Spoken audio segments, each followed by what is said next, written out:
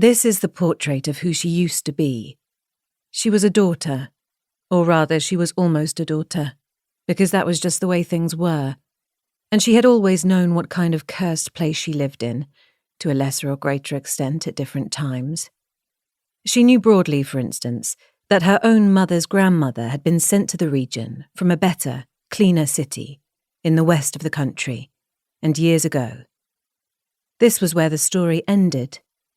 This great-grandmother was dead now, and had always been dead, thick in the layers of mothers and past things. She had always been dead, but did have something to do with the other woman who lived alone and had no family to visit her on weekends, so that the almost daughter's family came instead. They had brought her bread, because that was all she asked for, along with potatoes and cheap cabbage heads and onions. The lonely woman was not dead then, but very old, and had no whole teeth at the front of her mouth.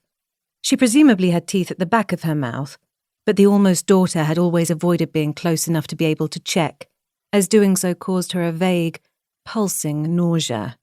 On the days when the lonely woman spoke too much, the almost daughter could imagine the saliva pooling and foaming in the throat the voice was coming from, and the sensation would then spread out to her own throat. The room the woman lived in smelled of bare skin and the onions.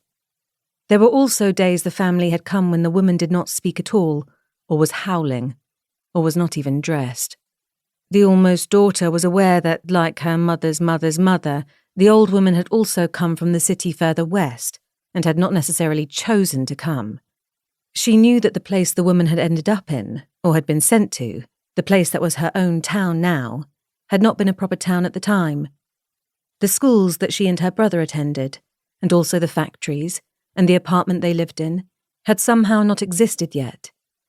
It was difficult to think a lot about this, but the only reason the buildings were now there and solid and were full of real things like noise and the lifts was that people like her mother's mother's mother, and maybe the lonely woman, had been sent and not allowed to return.